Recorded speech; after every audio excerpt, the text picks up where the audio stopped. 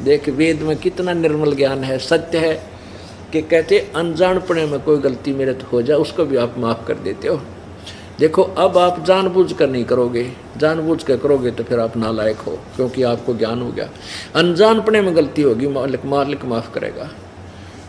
और दान देने से भी कुछ ऐसे कर्म हैं जो दान करने से अक्षीण होते हैं, नष्ट होते हैं, परमात्मा ही करता है।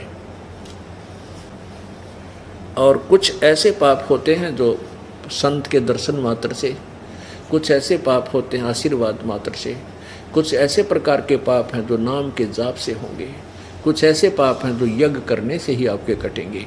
तो इन सभी प्रकार की औषधि, ट्रीटमेंट, उपचार परमात्मा के भजन भक्ति का हम करके तब आरोग्य होंगे, अर्थात जन्म मृत्यु के रोग से हम पूर्ण रूप से मुक्त होंगे। अब प्रश्न ये चल रहा था कि ये अज्ञानी क्या बोलते हैं कि किया हुआ कर्म तो भोगना ही पड़ता है, पाप तो कटे को नहीं कटता। और वेद कहते हैं परमात्मा गौर पाप ने काट दे। कबीर परमेश्वर अपनी वाणी में पहले से बता रखा था, यही वेदों का ज्ञान भी और इनसे ऊपर का ज्ञान भी है। मासा घटे न तिन बधे, मासा घटे न तिल बधे, विधना लिखे जो लेख, सच्चा सतगुरु मेट कर ऊपर मारे मेख। कि ये तुम्हारा जो तुम्हारे भगवान का विधान है, ना तो मासा घटे ना तिल बढ़ सकता, यानी कोई परिवर्तन नहीं हो सकता। जैसा किया वैसा ही तुमने भोगना पड़ेगा। जो साधना तुम करते हो, जिसको तुम इष्ट माने बैठे हो, ब्रह्म तक, पर ब्रह्म तक, ब्रह्मा विष्णु महेश तक, और सच्चा सतगुरु, पूर्ण सतगुरु, यानी वो अविनाशी सच्चा सतगुरु, यानी पूर्ण परमात्मा आप ही आकर के एक सतगुरु की भूमिका करता है। और इस दास को भेजा है तो अपनी वो पावर ऑफ अटॉर्नी दे दी। तो सच्चा सतगुरु मेट के ऊपर मार दे मेख, यानी फॉर एवर खत्म कर देता उस पाप को। जब ही सतनाम हृदय धरो, भयो पाप को नासे, जैसे चिंगारी अग्नि की पड़े पुराने घास। जैसे परमात्मा कहते हैं कि जन्म जन्मों का, जन्म जन्मांतर का तुम्हारे पापों का ढेर इतना हो रहा है, बहुत ज़्यादा संचित कर्मों में। और जैसे एक बहुत बड़ा 1000 टन सूखा घास पड़ा हो, पुराना घास है, कितना सुथान और कितना ढेर दिखाई दे, 1000 टन, 1 लाख टन हो, उसमें एक माचिस की सीख डाल दे जला करके, उस सारे को जलाकर नष्ट कर देगी और चलेगी हवा, उसको इधर उधर फफेड़ के वहाँ रास्ता भी, स्थान भी साफ कर देगी। ऐसे ही परमेश्वर का ये सत्यनाम पूर्ण संत से लेकर और फिर इस सतनाम के द्वारा इस पाप कर्मों में आग लगाई जाएगी, ये सब नष्ट हो जाएंगे। जब ही सतनाम हृदय धरो, भयो पाप को नासे। जैसे चिंगारी अग्नि की, एक छोटी सी चिंगारी अग्नि की, पड़े पुराने घास, आग लगा दे सब न बक्कड़ पाट जाए। तो परमात्मा पहले कह रहे थे भगवान पाप नाश कर देता है, उसकी विधि कैसे है वो दास बताएगा, परमात्मा बताएंगे। उन्होंने बताई, अब दास को मिली है चाबी खजाने की, वो जड़ी की जो पाप काटने वाली जड़ी इस दास को दी है परमेश्वर ने अब, और इसी से कटेंगे। और किसी से नाम भी ले लोगे, नकली संत भी बन जाए, इन्हीं नाम के देने वाले जो मेरे से विमुख होकर, उनसे कोई लाभ नहीं होगा। वो और बड़े शत्रु हैं परमात्मा के और समाज के, उनसे सावधान रहना है। उसके लिए आपको एक यहाँ भक्ति और भगवान पुस्तक दास ने बनाई है, वो 2 पार्टों में इकट्ठी जल्द की है, वो ले लीजिएगा। उससे क्या होगा कि जो भक्ति पर लगे हुए डगमग नहीं हो सकते। अब भक्त क्या करते हैं, बुक ले जाते हैं, पढ़ते नहीं, उनको पढ़नी चाहिए। 10 रुपये मिलेंगे, 2 भाग हैं। एक तो भक्ति सौदागर को संदेश, उसके भी 2 भाग हैं, वो भी 10 रुपये की है। और भक्ति और भगवान के भी 2 भाग हैं। उससे आपको फाउल पॉइंटों का पता लगा भक्ति और भगवान से। आप यहाँ से अवश्य लीजिए। और उपदेशी के लिए वो अति आवश्यक है। वैसे तो सभी के लिए है भक्ति और भगवान, लेकिन जिसने उपदेश ले रखा है उसके लिए बिल्कुल सेंटर में रखेगी, वो ऐसा ज्ञान है। इस दास से पहले किसी के पास ये मंत्र नहीं थे। परमात्मा के उन संतों के पास थे जिनको मना कर दिया था प्रभु ने कि अभी इसको नहीं बताना। श्री नानक साहिब जी के पास भी थे, संत नानक जी के पास था ये मंत्र सतनाम का, लेकिन उनको आदेश दे दिया था कि अभी इसको किसी को बताना नहीं है, आप अपना मंत्र करके पार हो जाओ। वो प्रमाण दे गए थे।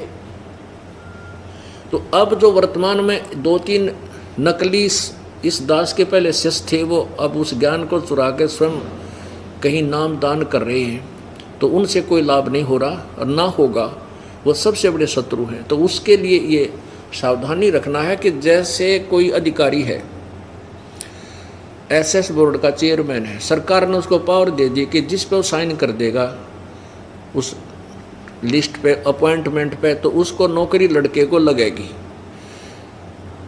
और वैसी ही अपॉइंटमेंट लेटर कोई मेरे जैसा बनाकर अपने साइन कर दे, चेयरमैन नीचे लिख दे, तो वो नहीं चलेगा, वो नकली झूठा है, धोखा कर रहा है।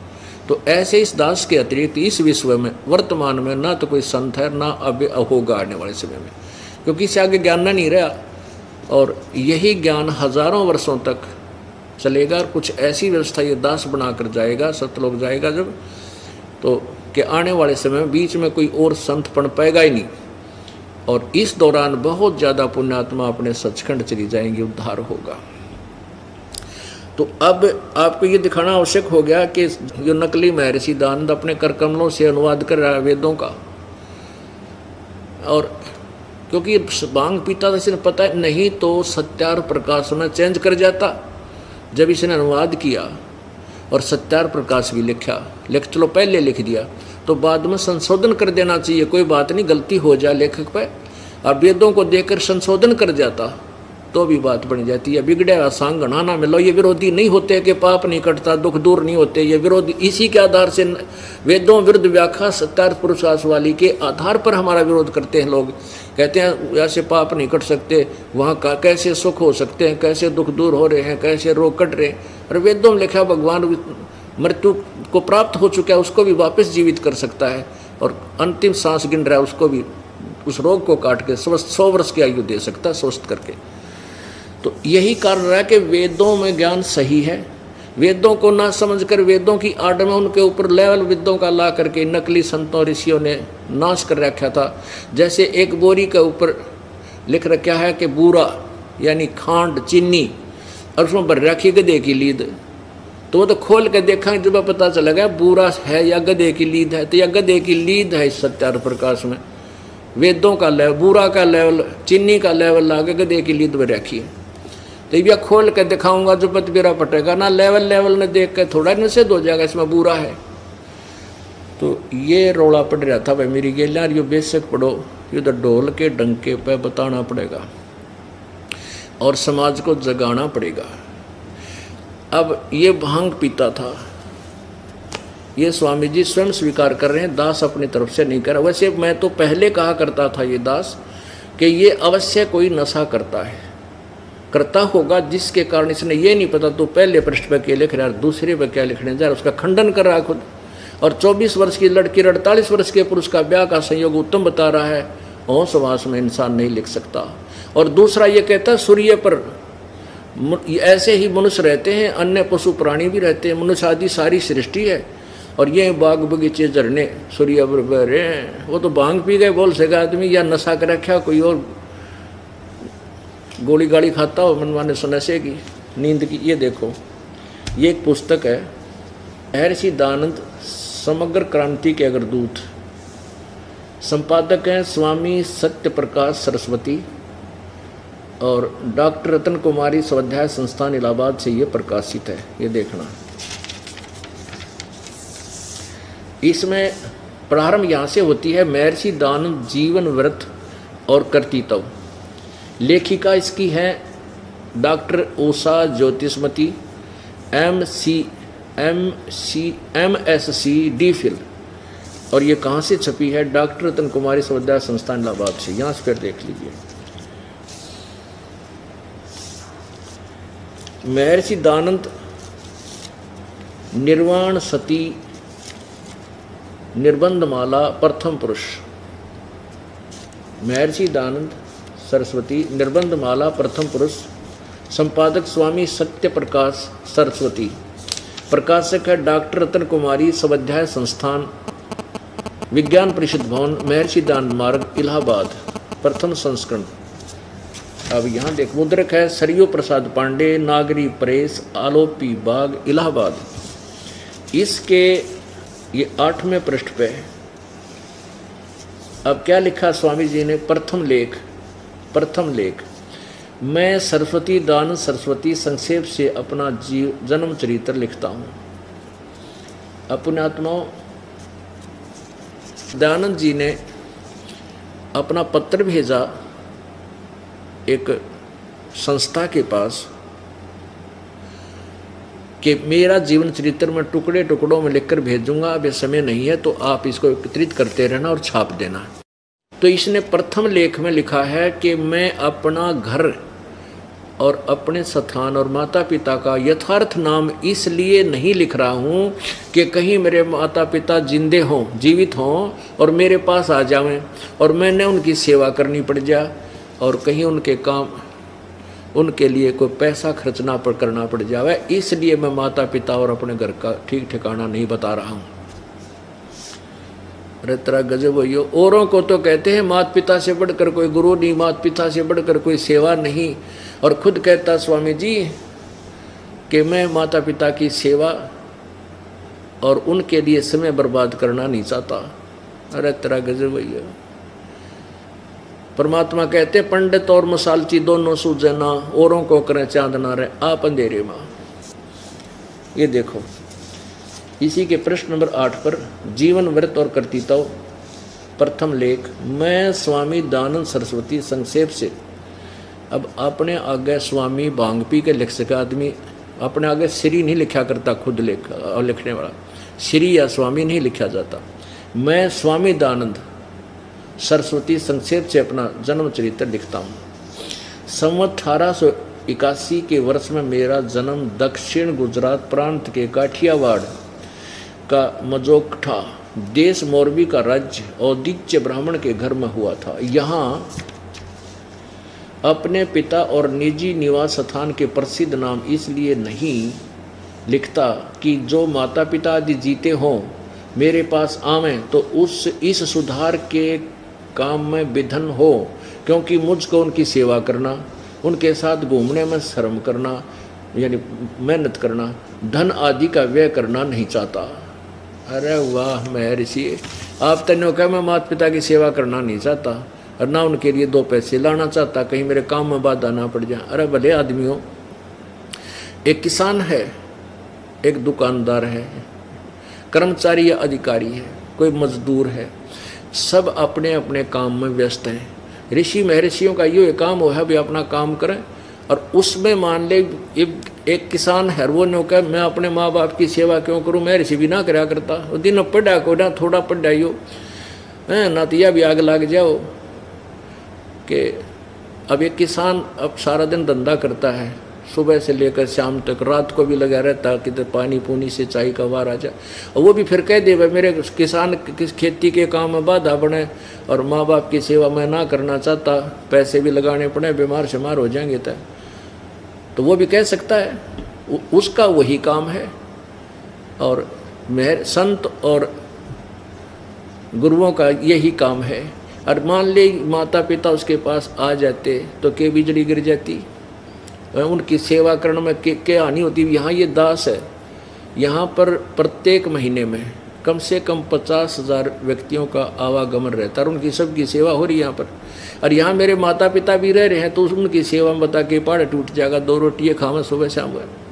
तो ऐसे मंदे विचार, ऐसे बेहुदे ज्ञान से युक्त हैं उस महर्षि जी के ये पुस्तक और उनका विचार ऐसे कहीं भी अप्लीकेबल नहीं, कहीं भी खरे नहीं किसी दृष्टिकोण से। अब देखो आगे कमाल कर रखा, इसी पुस्तक के महर्षि दयानंद समग्र क्रांति के अगर दूत, अब देखो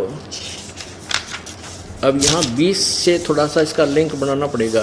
प्रश्न नंबर 20 से देखिएगा, जीवन व्रत और कर्तृत्व। अब ये है प्रश्न नंबर 20। अब यहाँ से शुरू करते हैं थोड़ा सा कि और श्रृंगी रामपुर से होकर छामनी की पूर्व दिशा वाली सड़क से कानपुर जाने वाला रास्ता था। जब संवत 1912 विक्रम समाप्त हुआ और 1913 शुरू हुआ, अगले 5 मास में कानपुर व प्रयाग के मध्यवर्ती अनेक प्रसिद्ध स्थानों मैंने देखे। अब 1913 है ये इसलिए यहाँ से प्रारंभ करना पड़ा कि यहाँ थोड़ा मिसप्रिंट है।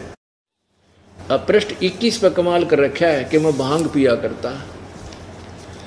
तत्पश्चात जिस वस्तु की खोज में था उसके अर्थ यानी उसके लिए आगे को चल दिया और असुद सुदी 2 संवत ये 1913 है, नोट 1313 में जिसका जन्म भी नहीं था स्वामी जी का, ये मिसप्रिंट हो गया। 1913 को दुर्गा कुंड के मंदिर पर जो चंडालगढ़ में है पहुंचा, वहाँ 10 दिन व्यतीत किए। वहाँ मैंने चावल खाने तो सर्वथा छोड़ दिए और केवल दूध पर अपना निर्वाह करके दिन रात योग विद्या के अध्ययन में अभ्यास में तत्पर रहा। दुर्भाग्यवश वहाँ मुझे एक बड़ा दोष लग गया, अर्थात भांग पीने का स्वभाव हो गया। अरे वाह नशेड़ी, जय हो बंदी छोड़ की। और सो कई बार उसके प्रभाव से मैं सर्वथा बेसुध हो जाया करता। वाह मैं ऋषि नकली। अब नौका चावल खाने तो छोड़ दिए और केवल दूध पी कर योग अभ्यास में, योग विद्या के अभ्यास में लीन रहता था और भांग पीने लग गया। चावल खाने छोड़ दिए, भांग पीने लग गया, नौका योग अभ्यास में लगा रहता था और बेहोश हो जाता था। अब बेहोश कोई पड़ा है तो आप उसने कुछ भी अब पी का भांग पड़ जाता था, कट लागे कि तब बैठा रहता सारी रात नो करे नो सोचो बड़े सारी रात का बैठा महात्मा चाड़ा पाट दिया इसने समाधि का। अब इसे थे ये नकली ज्ञान तो इनको मिला नहीं, ना इनकी साधना ठीक। अब झूठा ज्ञान ध्यान कहाँ लावे, जब इनका ज्ञान ही झूठा है तो ये समाधि कहाँ लगा रहे, किसको देखने की चेष्टा करें। झूठा ज्ञान ध्यान कहाँ लावे या बाद बेदा चतुराई।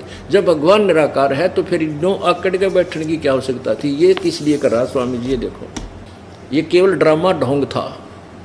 जब भगवान निराकार है फिर ये ट्राई किस लिए करा समाधि लगाने की, किसको देखेगा, निराकार का क्या देखेगा ये। अब ये भांग पिया करता और भांग पी के अड़ंग बड़ंग ठोक गया, केवल संस्कृत जानता था और संस्कृत के प्रभाव से इसकी प्रभुता बन गई, बड़ा विद्वान। क्योंकि बचपन से ब्राह्मण समुदाय में जन्म था इनका और ये ऐसे ब्राह्मण के घर जन्म हुआ जो पंडिताई करता था और बचपन से इनको कंपलसरी था वेदों के श्लोक याद करा दिया जाते थे।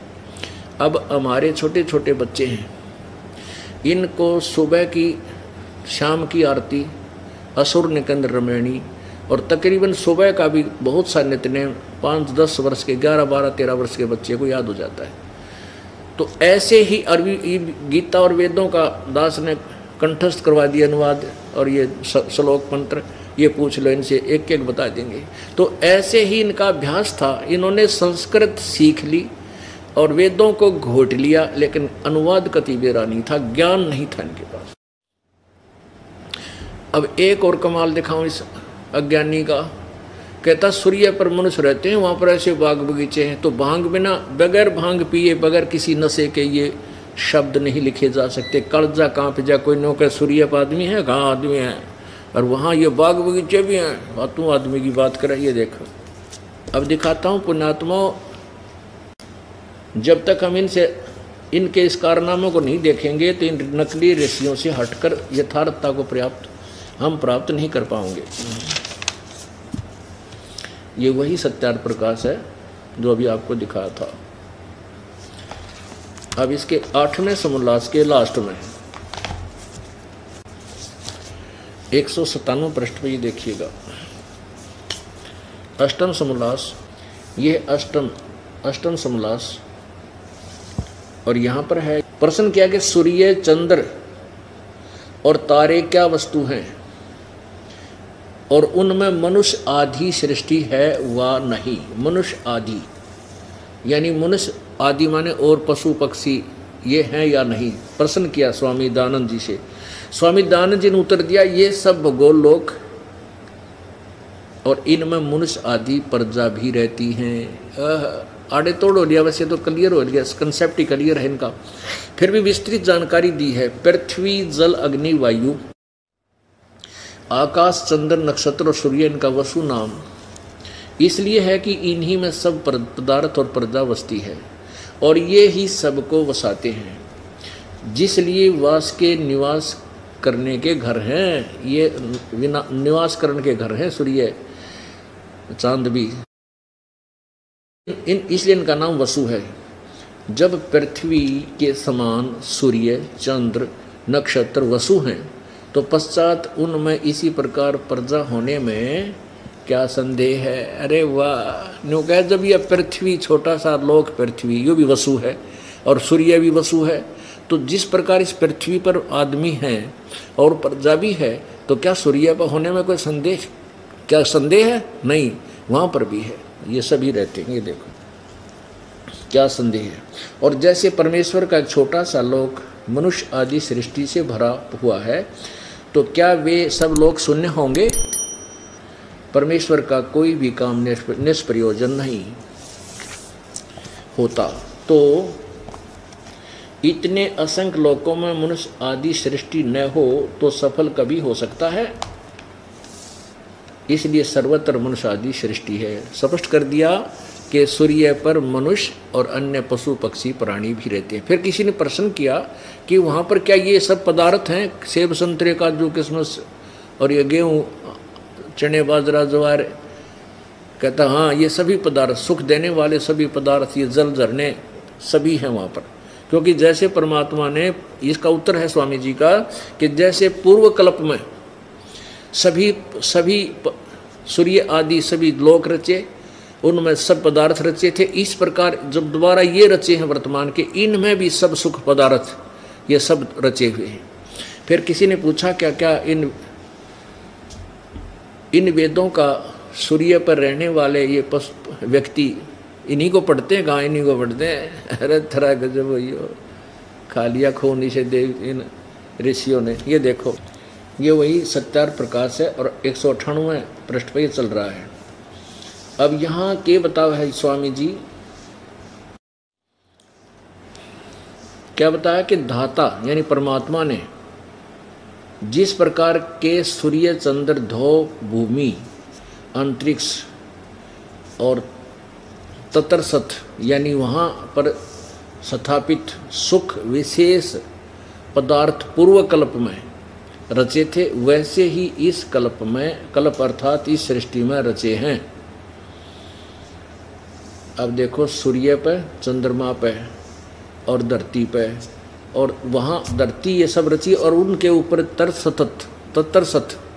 ततरसत माने वहाँ पर जो रहते रखे हैं जो पदार्थ हैं वो सुख विशेष पदार्थ, यानी काजू के, किस्मत, संतरे, ये गेहूँ, चने, ज्वार, बाजरे और शीतल जल, ये सब कहते हैं सूर्य पर पहले पूर्व काल में भी कल्प में रचे थे और वैसे ही इस कल्प में यानी वर्तमान में भी हैं, इस सृष्टि में भी रचे हैं तथा सब लोक लोकांतरों में भी बनाए हैं, भेद किंचित मात्र नहीं होता। फिर प्रश्नकर्ता ने प्रश्न किया कि जिन वेदों का इस लोक यानी पृथ्वी पर प्रकाश है, उन्हीं वेदों का उन लोकों में अर्थात सूर्य में रहने वाले लोक में भी प्रकाश है वानी? स्वामी जी कहते उन्हीं का है, यानी सूर्य पर जो आदमी रहे हैं वो वेद भी इन्हीं वेदों को पढ़ते हैं।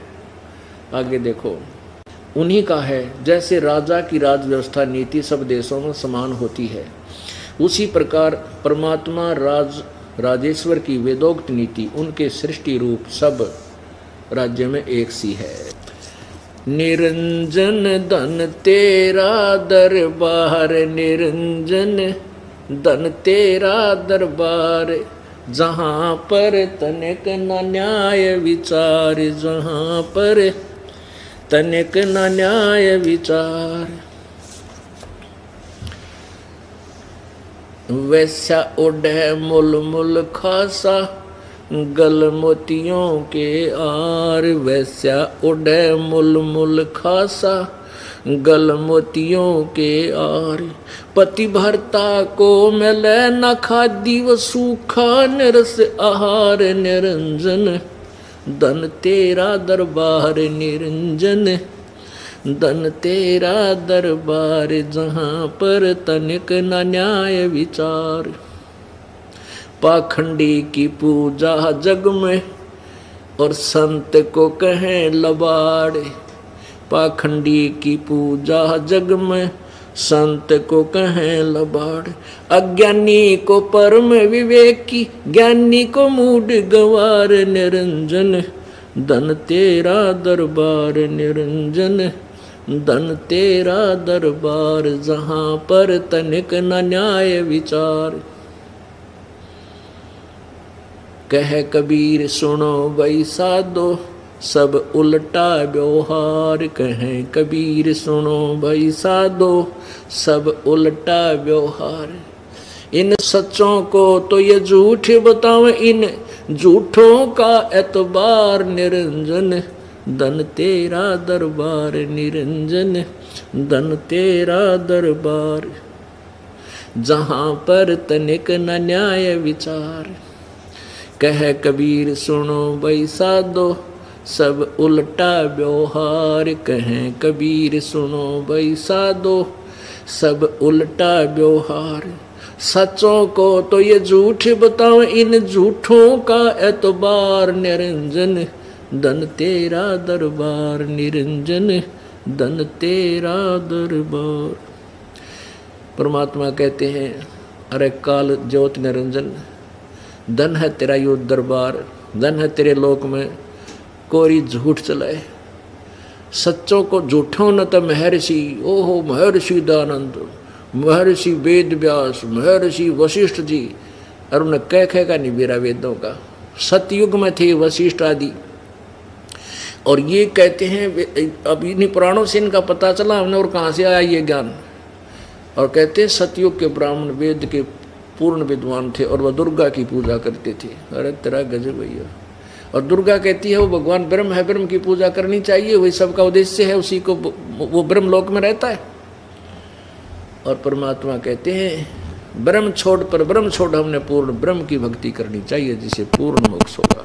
उसको झूठा बताते थे। कबीर क्या जानता है, वो तो जुलाहा था, धानक था, हैं, और तबले लेकर गाता था, वो उठ पटांग बनाता था। अरे और तुमने कला तोड़ गए, तुम्हारा देख लिया क्या बना गए तुम, सारी जनता को भ्रमित कर गए। अब इस दास के ऊपर इतना वजन पड़ गया, इन अज्ञानियों के अज्ञान को ढूंढ ढूंढ में बूंदा अच्छा कमाऊँ हैं और सच्चा ज्ञान बताऊँ, और मुझे इन्हों का तो नकम्मा है, गुंडा है, बदमाश है।